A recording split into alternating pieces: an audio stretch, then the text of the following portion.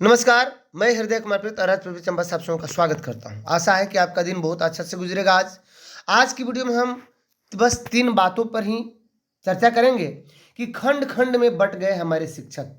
दूसरी बात कि आवेदन न करने के मुद्दे पर क्या एकता बन पाएगी, और तीसरी बात कि महिला और रोगग्रस्त जो असाध्य रोग से ग्रस्त हैं उनका ट्रांसफर क्या कहीं भी हो सकता है, क्या अपना पंचायत छोड़ कर भी हो सकता है, अपना प्रखंड, अपना अनुमंडल, अपना जिला छोड़ करके कहीं भी हो सकता है।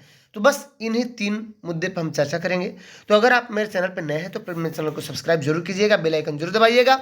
अगर ये वीडियो आपको अंत तक अच्छा लगे, आपको लगे कि हाँ आपको संतुष्टि मिल रही है, तो प्लीज़ कम से कम इसे लाइक शेयर कमेंट जरूर कीजिएगा। आइए शुरू करते हैं कि खंड खंड में बंट गए हमारे शिक्षक। सबसे पहले तो जब नियोजित के रूप में थे तब भी विभाग ने या सरकार ने सभी शिक्षकों को खंड खंड बांट करके ही रखा था, और आज की परिस्थिति में भी हमारे नियोजित शिक्षक खंड खंड बढ़ चुके हैं। हाँ, हालांकि जहाँ बेहतर हमें मिलेगा, जहाँ जॉब सिक्योरिटी मिलेगी, वहीं पे टीचर जाएगा। जैसे हेड टीचर, हेड मास्टर में जो बहुत सारे हमारे मित्र गए हैं तो बहुत अच्छा उनको विकल्प मिला है। जैसे मान लीजिए जिनका 24,000 26,000 मूल वेतन था, वे अब 30,500 पे चले जाएंगे, तो ये अच्छी बात है, क्योंकि वहाँ पे जॉब सिक्योरिटी के साथ साथ उनको हर किसी को आर्थिक रूप से संपन्नता चाहिए, तो वहाँ पे हो जाए। लेकिन नियोजित जो थे, नियोजित बहुत सारे, सभी नियोजित में से ही गए हैं, जो बीपीएससी में गए, टीआरई 1 टीआरई 2 में, या हमारे एचएम में गए, या नियोजित में से ही विशिष्ट बन रहे हैं। ऐसी परिस्थिति में हमारे विश्व बच्चों की सेवा आगे क्या होगी, इसमें हम बाद में चर्चा करेंगे। लेकिन सोचिए कि इन्हीं में से खंड खंड बंट करके अब नियोजित और विशिष्ट रह चुके हैं। तो कहने का तात्पर्य यह है कि संघ और संगठन ने तो बहुत कुछ दिया है। आपको पता होगा कि 2015 का आंदोलन कितना महत्वपूर्ण था शिक्षकों के लिए। अगर यह आंदोलन ज़्यादा नहीं, अधिक से अधिक अगर 10 दिनों तक चला होता तो आज शिक्षकों की दशा और दिशा कुछ और होती और बहुत बेहतर होता।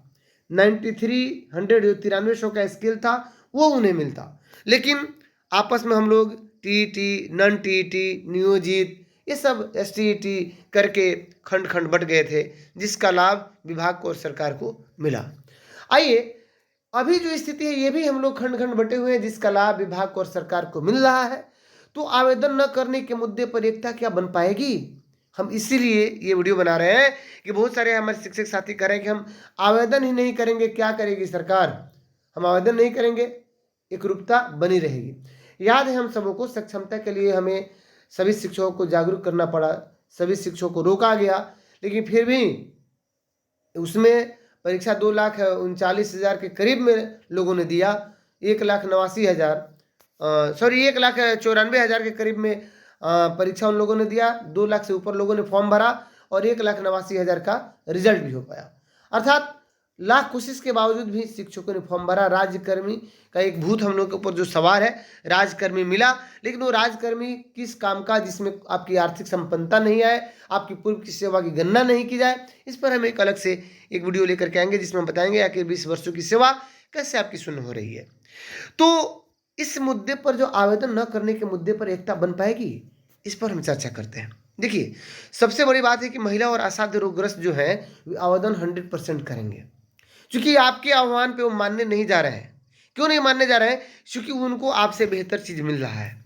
क्योंकि असाध्य और रोगग्रस्त या महिला को भी अपने पंचायत में रहने का ये ऑप्शन दे दिया गया है। वे 10 पंचायत या 10 नगर निकाय चुन सकती हैं, यहाँ असाध्य रोग, गंभीर रुग्णता, दिव्यांगता के आधार पर, और साथ में विधवा एवं परित्यक्ता शिक्षिका या महिला शिक्षिका एवं पति के पदस्थापन पर, यहाँ ये भी जुड़ता है कि पति के पदस्थापन पर स्थानांतरण हेतु शिक्षिका द्वारा 10-10 पंचायत, यानी महिलाओं को इसमें छूट है, चूंकि इनके ऊपर बाध्यता नहीं है कि प्रखंड, अनुमंडल, तो इसलिए ये तो आवेदन करेंगे ही करेंगी। लाख मना करने के बावजूद भी इसमें से 90% आवेदन कर देंगे। हाँ, कुछ ऐसी होंगी जो आवेदन नहीं कर पाएंगी, बात आपकी मान सकती हैं, लेकिन 90%, और भला बात आपकी क्यों माने जब उनको वही चीज़, राजकर्मी का दर्जा जब मिल रहा है, ये सोच रहे हैं सब लोग, और जब उनको पंचायत में ही रहना है तो फिर उनके साथ तो कोई बाध्यता है नहीं, तो इसलिए वे तो आवेदन करेंगे ही करेंगे। जो 50% महिला आरक्षण है, तो सोचिए इतना 50% तो आवेदन जाना ही है, जाना है। उसके बाद जो रोगग्रस्त है, पुरुष हो या महिला हो, वो जाएंगे। उसके बाद जिनके पति अगर जॉब में है, वे भी अपना उसके अपने हिसाब से अपने पति के पदस्थापन के अनुसार वे लोग कर लेंगे। अब बात आता है कि क्या, एक सवाल इसमें ये उठता है कि क्या महिला और रोगग्रस्त का ट्रांसफर कहीं भी, अगर वर्तमान में पंचायत, प्रखंड, नगर या अनुमंडल, जिला छोड़कर कहीं भी आवेदन कर सकती हैं? तो जी हाँ, ये अब ओपन एक तरह से ये ट्रांसफर पोस्टिंग हो रहा है। पहले था कि जो 3 विकल्प मांगे गए थे उन्हीं का देना था। अभी ये जो मार्गदर्शन आया है उसमें कहीं भी आप अपने बगल का, जहां आप जाना चाहते हैं, तो अपने बगल के जो आपको दिख रहा है पंचायत या प्रखंड या अनुमंडल, वहां को आप दे सकते हैं। लेकिन आपको अपने गृह पंचायत को छोड़ना होगा या गृह नियोजन इकाई को छोड़ना होगा, महिलाओं के लिए, रोगग्रस्त और असाध्य रोग से पीड़ित जो है, चाहे उनके लिए। लेकिन पुरुषों के लिए तो गृह अनुमंडल ही छोड़ने की बात की जा रही है। तो आप महिला जो है या असाध्य रोग से ग्रस्त हैं, वो कहीं भी, यानी आप पंचायत छोड़ करके, प्रखंड छोड़ करके, नियोजन इकाई छोड़ करके, जिला छोड़ करके, कहीं भी आप चाहें वहां पे अपना ट्रांसफर पोस्टिंग करा सकती हैं, क्योंकि इस शिक्षा कोष के पोर्टल के माध्यम से आपको आवेदन करना होगा और उसमें आपको ये देना होगा कि आपका गृह पंचायत या गृह अनुमंडल और गृह जिला क्या है, इसका विवरण उसमें डालना होगा। और इसी के आधार पर जो हमारे शिक्षिका महिला है या असाध्य रोग से पीड़ित है, तो उनका इसी आधार पे ट्रांसफर पोस्टिंग होना है। बचे हमारे अब पुरुष शिक्षक, तो जी पुरुष शिक्षकों में भी ऐसे 40% ऐसे हैं जो सोचते हैं कि हम क्या करें, राजकर्मी किसी तरह मिलना चाहिए। यानी ये भी, इनमें भी पुरुष शिक्षकों में भी बंटवारा होगा और इनमें से भी अधिकतर लोग फॉर्म डाल देंगे। एक तो 40% की बात की जो सोचते हैं कि चलो राजकर्मी किसी तरह मिल जाए, आने वाले बहुत सारे एग्जाम्स में 5 साल का जिनका एज एक्सपायर कर रहा है उनको लाभ मिल जाए।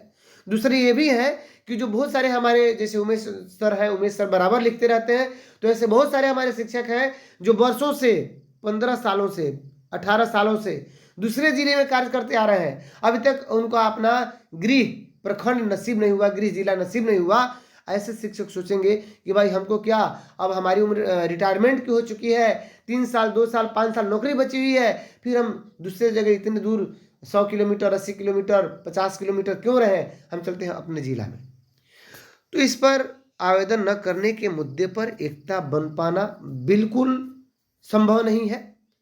ये कहने का मतलब ये है कि बुझते हुए चिराग को फिर से जलाना होगा, यानी ये एकता नहीं बन पाएगी। जिस दिए का तेल ही खत्म हो उसका जलना मुश्किल है। तो खंड खंड में बट गए हैं, जिसके कारण ये सब हो रहा है। जहाँ तक कि महिला और रोगग्रस्त ट्रांसफर का, कहीं भी ट्रांसफर पोस्टिंग होगा, इस मुद्दे पर भी मैंने कहा कि जी हाँ, बिल्कुल हो सकता है। अपना जिला बदल सकती हैं, पंचायत, प्रखंड, कुछ भी बदल सकते हैं और वहाँ पे आवेदन करेंगे। तो चलिए, अगर आप मेरे चैनल पर नए हैं और आपने अभी तक मुझे सब्सक्राइब नहीं किया तो प्लीज़ सब्सक्राइब कर देंगे, बेल आइकन जरूर दबा दीजिएगा। और अगर ये वीडियो आपको अच्छा लगा हो तो सबसे अधिक इसे शेयर कीजिएगा, क्योंकि हम सभी अलग अलग खंड में पहले भी बटे थे, आज भी बटे हैं, एकता संभव नहीं है। तो सरकार अपने मनमाने ढंग से जिस तरह चाह रही है, विभाग जैसे चाह रहा है, वैसे हमारे शिक्षकों को नचा रहा है और वैसा होगा भी। तो चलिए, आपका दिन शुभ हो, इसी आशा के साथ आपसे विदा लेता हूँ। मिलते हैं नेक्स्ट वीडियो में, तब तक के लिए थैंक यू।